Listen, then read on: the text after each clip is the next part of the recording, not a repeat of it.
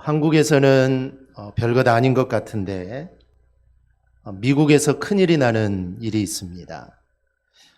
한국 남자들은 보통 이 양복이나 이 점퍼 상의 안주머니에 보통 지갑이나 이 신분증을 놓고 다닙니다. 그런데 이것이 미국에서는 대단히 위험하다라고 합니다. 미국에서 운전을 하다가 이 교통경찰한테 건렸을 때 이 경찰이 신분증을 요구한다고 자기도 모르게 상의 안주머니에 있는 지갑을 꺼내려 하다가는 경찰에 총에 맞아 죽을 수도 있습니다.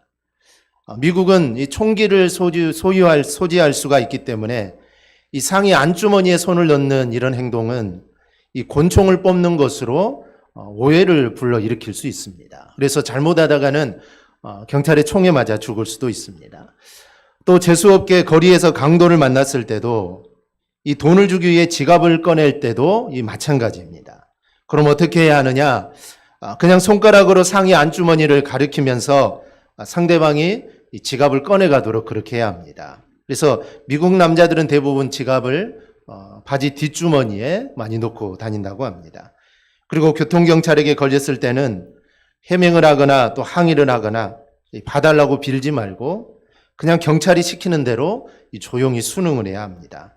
억울한 일이 있으면 변호사에게 의뢰하거나 또 소액 재판을 걸어야 한다고 합니다. 이 교통경찰에게 음주운전을 하다가 걸렸다. 우리나라 같으면 난리가 나겠죠. 경찰을 밀고 자기는 술을 안 먹었다. 아마 그렇게 할 겁니다. 그런데 미국에서 걸어가다가는 만약에 경찰을 몸으로 밀었다가는 공무집행 방해죄와 경찰 폭행죄가 추가가 됩니다. 아이들만 집에 있다고 눈물로 호소를 하면은, 그러니까 빨리 아이들만 혼자 있으니까 집에 가야 한다고 하면은 아동 방치죄가 추가되고 그 아이는 보호소로 보내지게 됩니다. 경찰에게 눈 감아달라고 만약에 $100를 주었다가는 뇌물 공여죄까지 추가가 됩니다. 요즘에는 교통경찰이 뇌물을 받는 경우가 없습니다.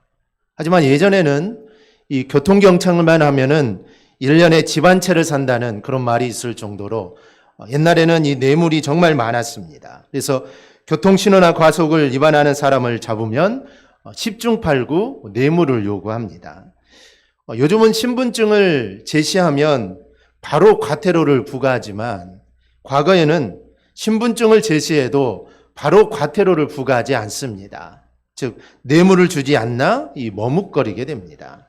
그리고 위반한 사람도 신분증 뒷면에 10,000원짜리 하나를 이렇게 접어서 줍니다. 그러면 교통경찰은 돈만 뺏어 갖고 신분증은 돌려주기도 하고, 만약에 70,000원짜리 딱지다 그러면 한 30,000원 정도로 이렇게 또 끊어주기도 합니다. 그러다 보니 교통경찰은 위반할 만한 곳에 숨어서 교통단속을 하고 또 뇌물을 챙겼습니다. 요즘에 그렇게 했다가는 큰일이 납니다. 요즘은 뇌물을 받는 경찰도 없지만 이 교통단속에 걸려도 돈을 찔려줄 생각을 요즘은 하지 않습니다. 근데 요즘에도 뇌물을 주는 사람이 있습니다. 작년 2020년에 이 교통단속에 적발된 60대가 이를 무마하기 위해 경찰관에게 30,000원을 건네려고 한 혐의로 인해 이 재판에 넘겨지게 되었죠. 그래서 1심에서 벌금 300만 원을 선고받습니다. 지금은 이렇습니다. 그래서 뇌물을 주지도 않고 요즘은 뇌물을 받으려고 하지도 않습니다. 그런데 과거에는 뇌물이면 모든 것이 다 되던 때가 있었습니다. 사업을 하는 데에도 뇌물이 필요하고 관공서에 서류를 제출하는 데도 뇌물이 필요합니다. 사건이 터지면 말할 것도 없고 차를 운전하다가 범칙금을 받을 때도 뇌물이면 모든 것들이 다 해결이 되었습니다. 오래전에 한 지사님이 교통경찰이었는데 이분은 정직하고 바르게 살기로 이렇게 애를 쓰는 지사님이었습니다. 특별히 나는 뇌물을 받지 않겠다라고 결단을 하고 또 그렇게 살려고 노력을 했습니다. 그런데 그렇게 살다 보니 동료들로부터 수많은 따돌림을 당합니다. 너만 깨끗하냐라는 것이죠. 인간은 사회적 동물인데 그 사회에서 따돌림을 받는다는 것은 정말 괴로운 일입니다. 직장에서 왕따를 당하면 이거 회사 생활을 할 수가 없습니다. 그만큼 고통이죠. 그런데 이 사람은 상관들에게 무능한 공무원으로 낙인이 찍혀서 승진도 잘 되지 않습니다.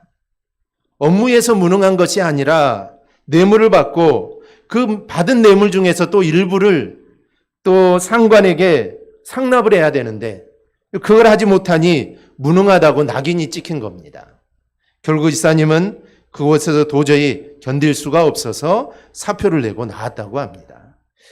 이것이 우리가 살아가는 현실입니다. 지금은 많이 그렇지 않겠지만 지금도 여전합니다. 정직하고 성실한 것은 융통성이 없는 사람으로 말을 하고 섬기고 희생하는 것을 무능하고 힘이 없다라고 이야기를 합니다. 도리어 세상에서 요령을 쫓아 살아야만 제대로 살 수 있는 세상이 되었습니다. 세상은 이렇게 불의와 불법과 이런 편법이 많습니다. 그런데 문제는 세상이 이렇다 하더라도 정말 문제는 이렇게 불의한 세상에 그리스도인까지도 정의롭지 못하다는 것이 바로 문제입니다. 그들과 똑같습니다. 여러분, 그리스도인이 무엇을 의미하는지 아십니까? 사도행전 11장 26절을 보면 이렇게 말씀합니다. 제자들이 안디옥에서 비로소 그리스도인이라 일컬음을 받게 되었더라.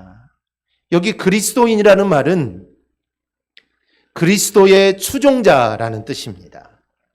이 그리스도인이라는 호칭은 안디옥에서 처음 불려지게 됩니다. 그런데 중요한 것이 있습니다. 중요한 것은 이러한 이름을 안디옥 교인 스스로 붙인 것이 아니라는 것이죠. 이제부터 우리는 그리스도인이다. 이제부터는 그리스도인답게 우리가 살자. 이렇게 생각을 해서 그들 스스로 그리스도인이라고 불린 게 아닙니다. 안디옥 교회 성도들이 그리스도인이라고 이름을 붙인 사람은 예수 그리스도를 믿지 않은 불신앙의 이방인들이었습니다. 그 당시 로마 시저의 군인들을 시저인이라고 불렀습니다. 또한 폼페이의 군인들을 폼페이인이라고 이렇게 부르는 그런 관습이 있었습니다. 그래서 안디옥 교회 성도들도 그런 식으로 그리스도를 따르는 자, 그리스도의 군인, 또 그리스도의 종을 가르치는 표현으로 불려져서 그들의 특징을 나타내는 것입니다. 시저인은 시저의 군인이라는 뜻이죠. 시저 황제에게 속해 있는 군인이라는 뜻입니다. 그래서 그리스도인, 이 그리스도인이라는 것은 그리스도께 속해 있는 사람들이다라는 그런 의미를 갖게 됩니다. 이것은 불신앙들이 안디옥 교회 성도들을 봤을 때 그들이 그리스도를 믿고 따르는 것이 뚜렷했음을 말해주는 것입니다. 그리스도인이라는 말은 다르다는 것입니다. 그런데 그 다름이 뚜렷함을 의미합니다. 흐리멍텅하지 않습니다. 그리스도인 같기도 하고 아니면 세상 사람 같기도 하고 그런 게 아닙니다. 확실합니다. 이 사람은 그리스도인이라는 것이 확실하다는 것이죠. 그래서 안디옥에 살고 있는 이방 사람들이 이 안디옥 교회 성도들을 그리스도인이다라고 불렀던 것입니다. 내가 생각했을 때 다른 것이 아닙니다. 세상 사람들이 생각했을 때, 세상 사람들의 눈으로 볼 때 달라야 합니다. 만약 그렇지 않는다면 우리는 세상 사람들과 다를 바가 하나도 없습니다. 그런데 그렇게 살아서는 안 된다는 것이죠. 세상 사람들과 우리가 똑같이 불법을 행하고 불의를 행하며 우리가 살아가서는 절대로 안 됩니다. 만약에 우리가 그렇게 살아간다면 세상 사람들과 똑같이 불의를 행하고 똑같이 살아간다면 그리스도인이라는 이름이 우리는 부끄러울 뿐입니다. 탈무드에 보면 남에게 자기를 칭찬하게 해도 좋으나 자기 입으로 자기를 칭찬하지 말라라는 말이 있습니다.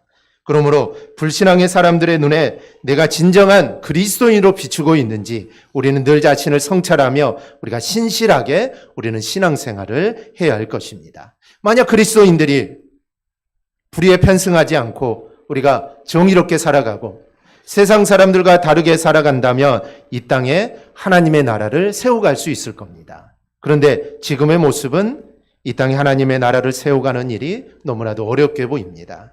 코로나19로 너도 나도 힘들어하는 지금입니다. 이런 때에 우리 그리스도인들이 더 힘을 내어서 사회에 우리가 위로를 줄 수 있어야 합니다. 그러려면 예수 그리스도의 뜻을 따라 살려는 그리스도인들이 점점 많아져야 합니다. 그리스도를 본받아 사는 것이 하나님의 나라를 이루는 핵심입니다. 그러니 성도라면 누구라도 그리스도를 본받아 살려는 그런 노력을 우리는 해야 합니다. 흐르지 않는 물은 썩습니다. 물이 흐르지 않으면 당연히 썩게 되죠. 그런데 흐르지 않는데도 썩지 않는 물이 있습니다. 그것은 바로 바닷물인데 바다가 썩지 않는 까닭은 짜기 때문입니다. 그 큰 바다를 썩지 않게 하는 소금량은 전체 바닷물의 2.8%에 불과합니다. 마태복음 5장 13절을 보면 주님께서 너희는 세상의 소금이다 라고 말을 했습니다. 즉 저와 여러분은 세상의 소금이라는 것이죠. 소금은 여러 가지 기능이 있습니다. 그 가운데 하나가 방부제로서의 역할입니다. 소금은 생선과 고기를 보존하는 데 사용이 됩니다. 따라서 소금이라고 할 수 있는 그리스도인이 없는 세상은 부패할 수밖에 없습니다. 우리가 소금이기 때문입니다. 세상 사람들이 소금이 아니라 우리가 소금인데 이 소금으로 소금이라고 할 수 있는 그리스도인이 세상에 없다면 세상은 썩게 됩니다. 반대로 이 세상이 부패하는 것은 그리스도인이 소금으로서의 사명을 잘 감당하지 못하기 때문에 세상이 썩어가고 있는 것입니다. 이 말씀은 세상의 그리스도인들이 곳곳에 있다면 세상은 썩지 않게 된다는 말씀입니다. 그런데 이 나라에는 그리스도인이 20%에 달하지만 사회는 부패와 부정과 불평등이 만연합니다. 그 이유는 그리스도인이라는 저와 여러분이 바로 서지 못하고 그리스도를 본받아 살지 못하기 때문입니다.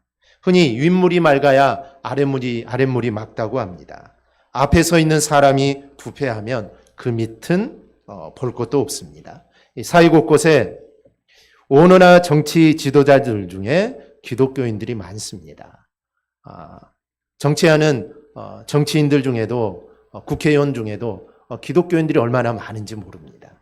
한국 사회에 기독교인이 이렇게 많은데도 사회가 변하지 않고 사회가 불평등한 이유는 앞에 서 있는 기독교인 지도자들이 그리스도를 본받아 살지 않기 때문입니다.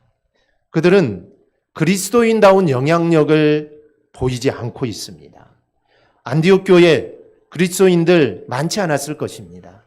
그 당시 예수 믿는다는 것은 핍박이 심했기 때문에 내가 예수 믿는 사람이라고 드러내고 예수를 믿는 사람들은 많지 않았을 것입니다. 그런데도 그들은 소수였지만 세상 사람들이 봤을 때 그들은 그리스도인이었습니다. 그리스도를 따르는 자들이었습니다. 그래서 앞에 있는 사람들이 덕을 끼치는 삶을 살아야 되는데 오히려 부정한 모습들을 보이고 있습니다. 즉 정교만 기독교인일 뿐이지 정의가 필요하고 또 어려운 사람들의 도움이 필요할 때 그들은 선뜻 나서지 못하고 있는 것입니다. 그러니 우리 사회에 교회가 이렇게 많고 또 기독교인이 많아도 사회에 영향력을 많이 끼치지 못하는 것입니다. 이 과일 가게를 하는 분이 있었습니다. 인근 교회에 있는 교인이 자꾸 찾아와서 전도를 합니다. 근데 이 아주머니는 예수를 믿을 마음이 없습니다. 그러니 이 얼마나 귀찮겠습니까? 매일 와서 전도를 하니 귀찮을 따름입니다. 그런데 이분은 전도를 하고 과일을 사가는데 매번 다른 사람과는 반대로 가장 작은 것, 흠이 있어 팔기 곤란한 것만 골라서 사가지고 갑니다. 또 다른 손님이 와서 과일을 사가는데 이분도 똑같이 작은 것, 흠이 있는 것만 또 골라서 사갑니다. 이런 사람들이 한두 명 계속 있게 됩니다. 그래서 이 아주머니가 자기도 모르게 당신도 저 교회 교인입니까?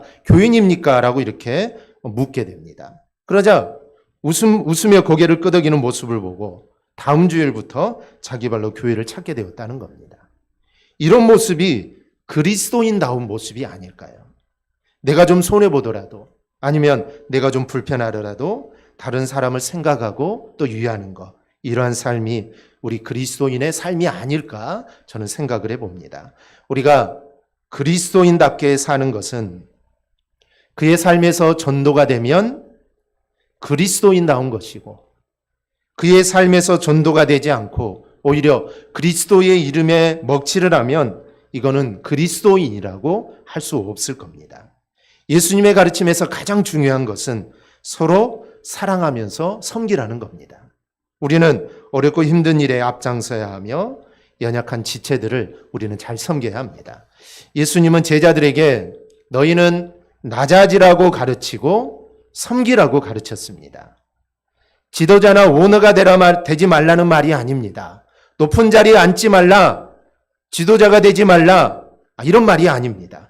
예수님이 낮아지라고 하는 것은 능력이 아니라 이 자세입니다. 겸손한 자세를 가지라는 것이지 무능력한 사람이 되라는 말이 아닙니다. 제가 섬겼던 전에 교회 이 목사님의 아버님이 목사님이신데 그 아버님 목사님은 늘 아이들에게 존댓말을 썼다고 합니다. 그 아버님은 아이들 정말 꼬맹이에게도 절대로 반말을 하지 않았다고 합니다. 이것은 아이들을 섬기는 겸손한 자세였던 것입니다. 이런 자세를 가지라는 것이죠. 예수님이 낮아지라고 하신 것도 바로 이겁니다. 겸손하여 섬기라는 말씀입니다. 특히 높아질수록 낮아져야 하고 그럴 때 사람들이 높여주게 됩니다. 어느 날 형과 동생이 싸웁니다. 엄마가 참다 못해 이런 이야기를 합니다. 야, 먼저 용서하는 사람이 형이다. 이 말을 듣고 있더니 갑자기 형이 동생한테 가서 야, 미안해 하고 용서를 구합니다. 왜 그랬을까요? 만약에 동생이 먼저 용서하면 졸지에 동생한테 이제 형이라고 해야 되니 이 형이 어쩔 수 없이 미안하다고 한 겁니다. 용서하는 사람이 형이라고 한 말은 네가 형이니까 먼저 용서해 주어라 라는 말이죠. 즉 앞선 사람이 양보하고 용서를 구하고 섬길 때 이게 아름다운 것입니다. 교회에서 직분을 주는 것은 섬기라고 주는 것입니다. 집사 또 권사, 장로의 직분을 줍니다. 이 집사, 권사, 장로의 직분은 높고 낮음의 권세가 아닙니다. 만약에 이것을 권세라고 생각한다면 교회는 그리스도의 뜻을 이룰 수가 없습니다. 직분은 섬김을 나타내는 의미입니다. 즉 평신도보다는 집사님이 더 많이 섬기라는 것이죠. 그리고 집사님보다는 권사님이, 장로님이 성도님을, 교회를 더 많이 섬기라는 것입니다. 그렇게 할 때 더 존경하고 따르게 되는 것입니다. 키가 아주 작은 목사님이 있었습니다. 강대상에 서면 교인들에게 목만 보여서 강대상의 단을 높였습니다. 그래서 이제 설교하는데 아무 지장이 없는데 이분은 설교하다마다 흥분하면 발을 듭니다. 발을 드는 것은 키를 높이기 위함이고 키를 높이는 것은 내가 키가 작다는 것을 인식하고 있는 겁니다. 좀 더 커 보이고 좀 더 내가 높아 보이고 싶은 생각이 습관적으로 이게 본능적으로 나오게 되는 것입니다. 인간은 본능적으로 높아지려고 합니다. 이 높아지려는 본능 때문에 사람들을 속이게 되고 거짓말을 하게 됩니다. 내가 높아지는 그런 생각들이 없다면 거짓말할 이유도 없고 다른 상대방을 속일 이유도 없을 겁니다. 그런데 우리 인간에게는 이런 본능이 있기 때문에 그리고 이걸 다 알고 있음에도 거짓말을 하고 그렇기 때문에 이런 높아지고 싶은 본능들이 우리 가운데 있습니다. 어느 날 세베대의 어머니가 예수님께 자신의 두 아들을 주의 나라에 하나는 우편에 하나는 좌편에 앉게 해달라고 합니다. 조선시대로 말하면 예수님이 이제 임금이 되면 하나는 우의정, 좌의정에 앉게 해달라는 것이죠. 그런데 이 말을 듣고 있는 다른 제자들이 분이 여깁니다. 막 콧구멍에서 콧바람을 씩씩 막 내뿜으면서 그들이 화를 냅니다. 그 자리는 내가 앉고 싶었는데, 내가 높은 자리에 앉고 싶었는데 야고보와 요한이 선수를 쳤기 때문입니다. 그런데 예수님께서는 제자들이 서로 높아지려고 할 때 자신은 이 땅에 온 것은 내가 섬김을 받으러 온 것이 아니라 나는 섬기러 왔다라고 말씀을 합니다. 마태복음 20장 28절입니다. 인자가 온 것은 섬김을 받으려 함이 아니라 도리어 섬기려 하고 자기 목숨을 많은 사람의 대속물로 주려 함이니라. 예수님은 높아지려는 것을 비판하는 것이 아닙니다. 너희가 사장이 되고 아니면 회장이 되고 너희가 높은 자리에 올라가는 것을 비판하는 것이 아니라 높아져서 대접받으려고 하는 것을 오늘 주님은 지적하시는 것입니다. 그렇다면 우리가 높아지려고 하는 것은 섬기려고 높아지려고 하십니까? 아니면 섬김을 받으려고 높은 자리에 오르려고 하십니까? 우리는 섬김을 받으려고 높아지는데 예수님은 섬기기 위해 높아지라라고 말씀을 합니다. 세상에서는 낮은 자가 당연히 높은 자를 섬기게 됩니다. 그런데 하나님께서 우리 인간에게 주신 법은 강자가 약자를 섬기는 겁니다. 강한 자가 약한 자의 약점을 감당해야 합니다. 짐승들은 강자가 음식을 먹고 난 후에 약한 자가 와서 남은 음식을 먹습니다. 그런데 그리스도인들은 이와 반대로 약한 자가 음식을 먹을 수 있도록 배려해주고 그 다음에 강한 자가 먹는 것이 섬기는 자의 이 모습입니다. 우리 부모들은 자녀에게 공부하라는 소리를 정말 많이 합니다. 저도 그런 말을 듣고 자랐고 저도 자녀들에게 공부하라라는 말을 많이 합니다. 이것은 공부해서 좋은 대학에 가서 출세하고 높아지라는 그런 말이 숨어 있습니다. 남 밑에서 일하는 것도 힘들고 비인격적인 대우를 받는 것도 싫으니 좀 배워서 남 부리며 살아야 한다라는 이런 생각들이 담겨져 있습니다. 그러나 이것은 성경적인 원리가 아닙니다. 우리 그리스도인들은 공부 잘하고 또 높아지고 돈을 많이 버는 이유가 사람들을 섬기기 위해서입니다. 이것이 그리스도인들이 세상 사람들과 다른 점입니다. 세상 사람들은 높아지는 이유가 잘 살기 위함이고 다른 사람을 부리며 살고자 높아지고 돈을 많이 법니다. 하지만 우리 그리스도인들은 절대로 그래서는 안 됩니다. 그래서 우리의 자녀들이 정말 공부 열심히 해서 좋은 대학에 들어가고 성공하라고 당연히 기도해 주어야 하겠죠. 그런데 그걸로 끝나서는 안 됩니다. 그렇게 좋은 대학에 들어가고 성공한 후에 다른 사람을 섬기는 삶을 살아가도록 우리는 기도해 주어야 합니다. 그리고 그렇게 살아가는 것이 하나님 안에서 진정한 성공자의 모습입니다. 돈을 많이 벌었다고 세상에서는 성공자이지만 하나님 안에서는 그 사람은 성공한 자가 아닙니다. 돈을 많이 벌고 높은 자리에 올라가 사장이 되고 정말 그런 사람이 되었다고 성공한 자가 절대로 아닙니다. 그런 자리에 있더라도 그 자리를 통하여 섬긴다면 그 사람은 성공한 것입니다. 반대로 정말 내가 높은 자리에 올라가지 못하고 내가 많은 것을 가지고 있지는 않지만 하나님이 나에게 허락하신 그 안에서 내가 다른 자를 섬긴다면 그 사람은 하나님 안에서 진정 성공한 자입니다. 그래서 우리의 자녀들은 바로 우리의 자녀들이 어떤 자리에 있든지 그 자리에서 섬길 수 있는 자가 되게 해달라고 기도해야 합니다. 그러면 우리 자녀는 성공한 삶을 살아가는 것입니다. 오늘 예수님께서 허리에 수건을 두르시고 제자들의 발을 씻겨주셨습니다. 그리고 이렇게 말합니다. 요한복음 13장 14절입니다. 내가 주와 또는 선생이 되어 너의 발을 씻었으니 너희도 서로 발을 씻어주는 것이 옳으니라. 주님이 서로 발을 씻어주라는 것은 섬기라는 겁니다. 우리 그리스도인들은 이 세상에서 열심히 부지런히 살아야 합니다. 바쁘게 살아야 합니다. 나에게 할 일이 있는데 게으름 피우며 살아서는 안 됩니다. 왜냐하면 지금 내가 하고 있는 이 일은 하나님이 나에게 허락하신 사명이요 소명이기 때문입니다. 우리가 교회에서 받는 직분, 목사, 장로, 권사, 집사, 성도 아니면 교사, 찬양대원 이것만이 하나님이 나에게 주신 사명이요 소명이 아니라 하나님이 나에게 지금 허락하신 이 일 모든 일들도 하나님이 주신 소명입니다. 그러니 일들을 게을리해서는 절대로 안 됩니다. 열심을 내야 합니다. 그런데 열심히 사는 이유는 잘 살기 위해서가 아닙니다. 다른 사람보다 빨리 승진하기 위해서가 아닙니다. 열심히 사는 이유는 섬기기 위해서입니다. 열심히 사는 그 안에 이 섬김이 들어가 있어야 합니다. 그런 삶이 바로 종으로서의 삶입니다. 여러분, 종보다 더 열심히 사는 삶이 있을까요? 종은 자기의 삶도 살아야 합니다. 하지만 자기의 삶을 살기 전에 먼저 주인이 원하는 일을 다 한 후에 자신의 시간이 돌아옵니다. 그러니 종은 얼마나 더 열심히 살아야겠습니까? 당시 발을 씻어주는 일은 종이 하는 일입니다. 그런데 제자들은 스스로 생각하기를 나는 종이 아니다. 나는 종이 아니니 발을 씻어줄 생각을 아예 하지 못했습니다. 서로 누가 크냐 이런 쟁론을 하고 있었죠. 그런 제자들이 누가 누구의 발을 씻어줄 수 있겠습니까? 주님은 그렇게 누가 크냐라고 쟁론을 할 때 제자들을 불러서 누구든지 첫째가 되고자 하는 자는 무사람의 끝이 되며 무사람을 섬기는 자가 되어야 한다라고 말씀을 합니다. 그럼에도 제자들이 깨닫지를 못합니다.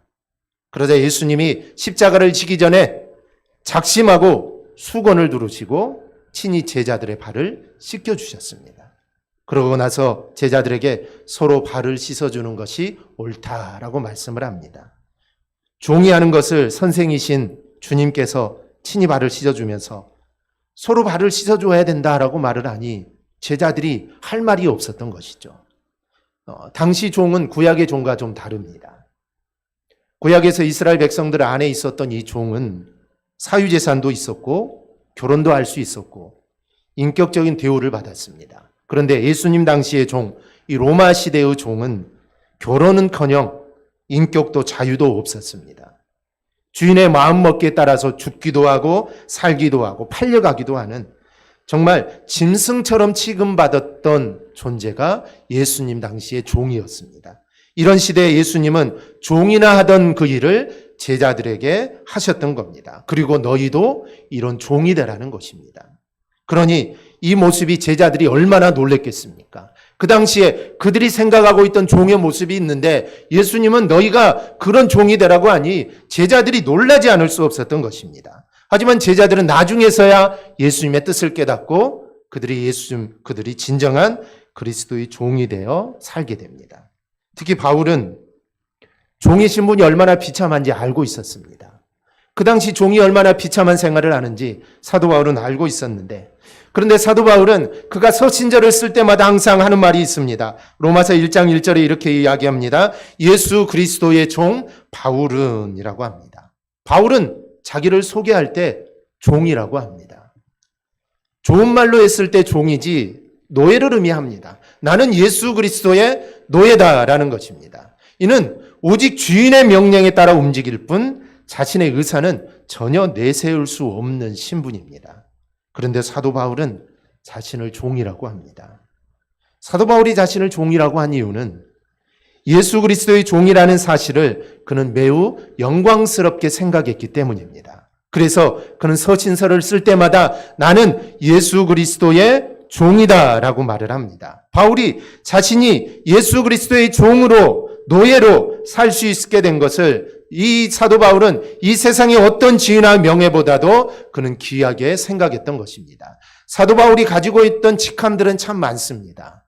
바리새인 중에 바리새인이요, 가말리엘 문화, 요즘 말로 하면 우리나라 같으면 서울대 아니면 세계 최고의 대학에서 공부한 사람입니다. 그리고 로마의 시민권도 가지고 있었던 사람입니다. 그러니 그가 내세울 게 얼마나 많겠습니까? 편지를 쓸 때 나는 바리새인 중에 바리새인이요, 아니면 나는 최고의 학문을 가진 자요, 아니면 나는 로마의 시민권을 가진 나 바울은 라고 충분히 알 수 있습니다. 그러면 그 서신이 더 큰 위력을 가지고 더 큰 의미를 갖게 될 것입니다. 그런데 사도 바울은 그런 걸 사용하지 않습니다. 그 대신에 나는 예수 그리스도의 종이라고 합니다. 종이 쓴 편지입니다. 종이 쓴 글입니다. 이 권위가 얼마나 떨어지겠습니까? 그런데도 사도 바울은 나는 예수 그리스도의 종이라고 합니다. 사도 바울은 이 예수 그리스도의 종이라는 이 말이 너무 좋았던 것입니다. 세상에 있는 그런 직위보다, 세상에 있는 그 어떤 명예보다 나는 예수 그리스도의 종이라는 말이 너무 좋았던 것입니다. 즉, 나는 교회 집사, 권사, 장로, 우리는 이런 하나님이 주신 직분을 정말 귀하게 생각해야 됩니다. 어찌 보면 세상에 있는 그 직분보다 더 귀한 것입니다. 세상에 있는 명예, 내가 죽으면 다 사라져 버립니다. 하지만 내가 가지고 있던 직분들, 하늘나라에까지 우리는 갖고 갈 것입니다. 그러기에 이걸 얼마나 우리에게 소중한 것입니까? 마찬가지로 사도 바울은 이걸 정말 소중하게 생각했던 것입니다. 우리 모두는 예수 그리스도의 종입니다. 노예입니다. 우리의 주인은 주님입니다. 우리가 이 땅에 발을 딛고 살아가지만 우리는 세상에 속해 있지 않습니다. 우리는 주님께 속한 사람들입니다. 그런데 그 주님이 우리에게 뭐라고 말을 하느냐? 너희는 섬기는 삶을 살라라고 우리에게 말씀을 합니다. 그래서 우리도 주님처럼, 그리고 제자들처럼 우리가 사람들을 섬기며 우리가 살아가기를 바랍니다. 형제 자매를 섬기고 이웃을 섬기고 어려운 사람들을 섬겨서 정말 우리가 그리스도인답게 우리가 살아가기를 바랍니다. 이러한 삶이 오늘 주님이 우리에게 말씀하시는 그 내용입니다. 주님이 제자들의 발을 씻으시면서 말씀하셨던 그 내용입니다. 그래서 이제부터 우리 모두 서로 섬기며 살아 하나님의 나라를 이루고 주님의 뜻을 이루어 나가는 우리 성도들이 다 되기를 주님의 이름으로 축원합니다. 아멘. 기도하겠습니다.